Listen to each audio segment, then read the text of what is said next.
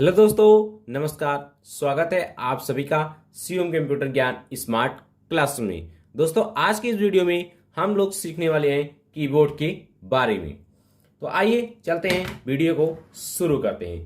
दोस्तों, आज उन लोगों का डर खत्म होने वाला है जिन्होंने आज तक कीबोर्ड को कभी भी हाथ नहीं लगाया है, क्योंकि आज हम कीबोर्ड के बारे में आपको एक एक पॉइंट पूरी डिटेल के साथ बताने वाले हैं। सबसे पहले हम जानते हैं कीबोर्ड होता क्या है। कीबोर्ड एक प्रकार की इनपुट डिवाइस है।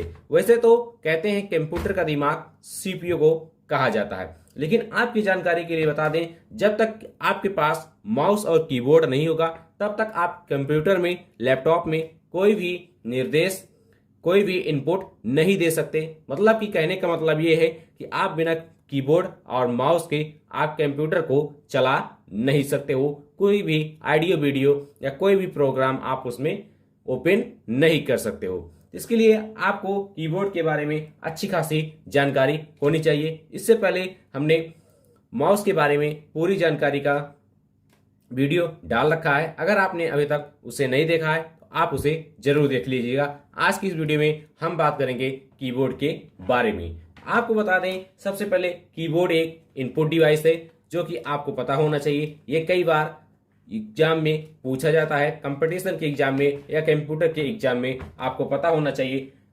कीबोर्ड और माउस एक इनपुट डिवाइस है। अब हम बात करते हैं कि इनपुट डिवाइस कहते किसे हैं। तो सीधा सा फंडा है, आपको इस बात को दिमाग में सेव कर लेना है कि जिस डिवाइस का उपयोग बाहर के डाटा को कंप्यूटर के मस्तिष्क, कंप्यूटर के अंदर डालने के लिए किया जाता है, उसे हम इनपुट डिवाइस कहते हैं। और यहीं पर हम बात करते हैं आउटपुट डिवाइस किसे कहते हैं। तो वे सभी डिवाइस थे जिन डिवाइसों का उपयोग करके हम कंप्यूटर के अंदर के डाटा को बाहर लाते हैं, वो हमारी सारी डिवाइस आउटपुट डिवाइस कहलाती है। आउटपुट डिवाइस में जैसे कि हमारी कंप्यूटर के डाटा को बाहर लाने वाले डिवाइसेस हो गए, जैसे कि स्पीकर हो गए। वो कंप्यूटर के अंदर के वॉइस को, आवाज को हमें बाहर ला कर देता है। इसका मतलब वो कंप्यूटर के अंदर के डाटा को बाहर ला कर दे रहा है, तो वो हमारी आउटपुट डिवाइस हो गई। इसी प्रकार से प्रिंटर भी कंप्यूटर के अंदर के डाटा को बाहर लाकर देता है, ये भी आउटपुट डिवाइस हो गई।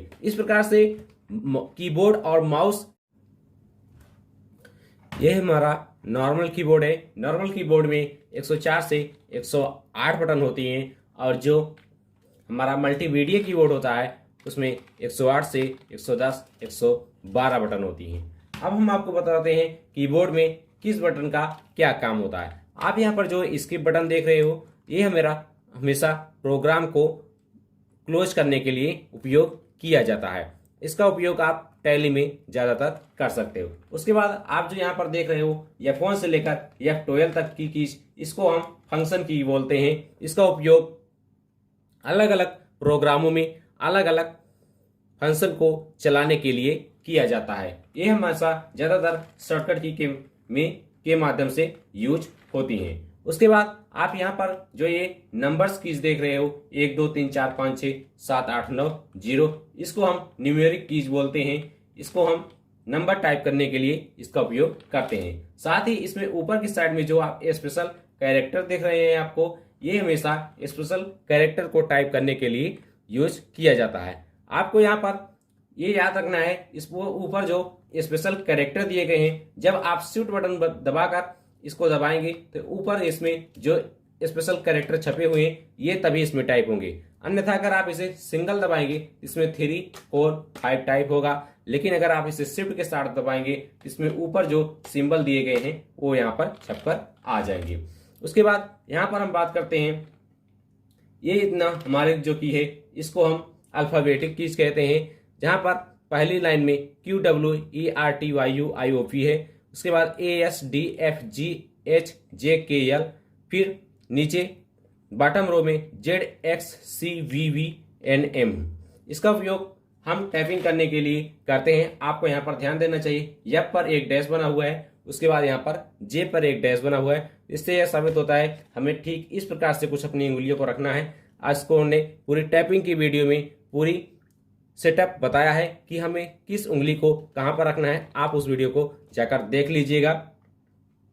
तो आपको पता होना चाहिए, इस वाली रो को हम टॉप रो बोलते हैं, इस वाली रो को हम होम रो बोलते हैं, उसके बाद जो नीचे है इसको हम बॉटम रो बोलते हैं। उसके बाद यहाँ पर जो एक बड़ी सी बटन है इसको हम स्पेस बार बोलते हैं। इसका उपयोग दो वर्डों, दो अक्षरों के बीच स्पेस देने के लिए किया जाता है। उसके बाद यहाँ पर ये जो बटन है इसको हम टैब बोलते हैं। इसका उपयोग एक बार में 5 कदम आगे बढ़ने के लिए ज्यादा स्पेस देने के लिए किया जाता है और साथ ही साथ इसका उपयोग शॉर्टकट की के बारे में भी किया जाता है। उसके बाद यहाँ पर कैप्स लॉक है। जब आप इस बटन को दबा देंगे तो आपके बोर्ड में यहाँ पर एक लाइट जल जाएगी। अब आप यहाँ पर जो भी टाइप करेंगे सारे लेटर कैपिटल में टाइप होंगे। उसके बाद यहाँ पर शिफ्ट बटन दिया गया है। इसका उपयोग शॉर्टकट में भी किया जाता है, लेकिन मान लीजिए जैसे कि आपको पहला वर्ड कैपिटल में लिखना है, उसके बाद सारे स्मॉल में, तो आप शिफ्ट बटन को दबाए रखेंगे और यहाँ पर यस दबा देंगे तो आपका यस लेटर कैपिटल में हो जाएगा। उसके बाद अब आप जो भी लिखेंगे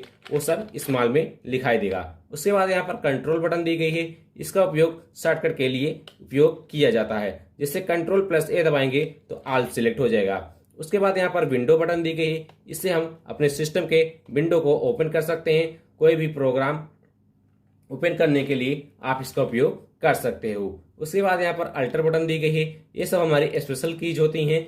इस अल्टर बटन का उपयोग भी शॉर्टकट की के यूज में किया जाता है। उसके बाद यहाँ पर फिर से अल्टर की दी गई है। उसके बाद विंडो की गई। इधर की अल्टर कीज इधर के यूज के लिए दी गई होती है और इधर की जो अल्टर विंडो कीज दी गई होती है हम इधर से इसका उपयोग कर सकते हैं। उसके बाद यहाँ पर एक रिफ्रेश की बटन दी गई है। आप इससे रिफ्रेश भी कर सकते हो। और यहाँ पर इंटर बटन दी गई है। किसी भी फाइल या प्रोग्राम को ओपन करने के लिए आप इंटर बटन दबाएंगे, तुरंत से वो ओपन होकर आ जाएगा। फिर से यहाँ पर शिफ्ट बटन दी गई है, कंट्रोल बटन दिया गया है। उसके बाद यहाँ पर कुछ ब्रैकेट्स और symbols, question mark, full stop, less than, greater than दिए गए हैं। इसमें किसी किसी बटन में डबल सिंबल बने हैं। आपको याद रखना है जो इसमें नीचे की तरफ सिंबल हैं ये हमेशा एक बार दबाने पर काम करेंगे, लेकिन इसमें जो ऊपर के सिंबल है आप इसको शिफ्ट के साथ दबाएंगे तभी ये काम करेंगे। उसके बाद यहाँ पर एरो की दी गई है। एरो की का काम ऊपर नीचे दाएं बाएं जाना होता है। आप इससे आप ड्रैग करके कहीं भी जा सकते हो। उसके बाद यहाँ पर कुछ स्पेशल कीज फीस दी गई है। यहाँ पर प्रेस स्क्रीन दी गई है। आप इससे स्क्रीनशॉट ले सकते हो। उसके बाद यहाँ पर पेज अप, पेज डाउन दिया गया है। आप इसे ऊपर नीचे कर सकते हो। उसके बाद यहाँ पर एंड और डिलीट का बटन दिया गया है। एंड का बटन जैसे कि आप किसी पेज में कई पेज खोल कर रखे हो और बीच में हो, अगर आपको लास्ट में जाना है तो आप एंड दबा देंगे तो आप लास्ट में पहुंच जाएंगे। उसके बाद यहाँ पर डिलीट बटन दिया गया है। आप कुछ भी डिलीट करना है आपको उसको सिलेक्ट करना है, उसके बाद डिलीट बटन को दबाना है और आपका सिस्टम, आपकी फाइल पूरी तरह से डिलीट हो जाएगी। उसके बाद यहाँ पर कैलकुलेटर्स कीज दी गई हैं। यहाँ पर नॉन लॉक की लिखा है। जैसे ही आप इस बटन को दबाएंगे यहाँ पर एक लाइट चल जाएगी, तभी ये कैलकुलेटर कीज काम करेगी। इस प्रकार से ठीक कैलकुलेटर की होती है। जब आपकी बत्ती यहाँ पर चलेगी तभी ये की काम करेंगी, नहीं तो नहीं करेगी। अगर ये बंद रहेगी तो ये कीज काम नहीं करेंगी। यहाँ पर 5 पर एक डैश दिया गया है। आपको कुछ इस प्रकार से अपनी उंगलियों को रखना है, इस प्रकार से। उसके बाद आप जैसे कैलकुलेटर में टाइप करते हैं आप उसका यहाँ से उसी प्रकार से यूज कर सकते हो। यहाँ पर दशमलव का दिया गया है। उसके बाद एक इंटर बटन का बटन दी गई है। जो काम यहाँ पर इस वाले इंटर बटन का होता है वही काम इस वाले इंटर बटन का भी होता है। तो आप इस तरह से कीबोर्ड्स की सारी जानकारी आप यहाँ से प्राप्त कर सकते हो। तो ये रही कीबोर्ड के बारे में सारी जानकारी। आपको कहीं कोई समस्या है तो आप कमेंट करके पूछ लीजिएगा। बाकी आपको दिखा दें कीबोर्ड बैक साइड में कुछ इस प्रकार से होता है। इसमें यहाँ पर 2 स्टैंड दिए गए होते हैं। ज़्यादातर लोगों को पता नहीं होता है। जो हमारे भाई बहन नए हैं उनको हम बता दें, आप इस स्टैंड को यहाँ से ओपन और क्लोज कर सकते हो। इसको हम यहाँ से ओपन कर लेंगे। उसके बाद हम इस कीबोर्ड को इस प्रकार से रखेंगे तो यहाँ पर कुछ ऊंचाई आ जाती है, जिससे कि यहाँ पर हमें टाइपिंग करने में और अपने हाथ को सेट करने में आसानी होती है। अगर इस वीडियो से आपका थोड़ा सा भी ज्ञान बढ़ा हो, कृपया चैनल को नए हैं अभी तक सब्सक्राइब नहीं किया तो सब्सक्राइब कर लीजिएगा। पढ़ते रहिए, मस्त रहिए, मुस्कुराते रहिए। आपसे मिलते हैं अगले वीडियो में। धन्यवाद।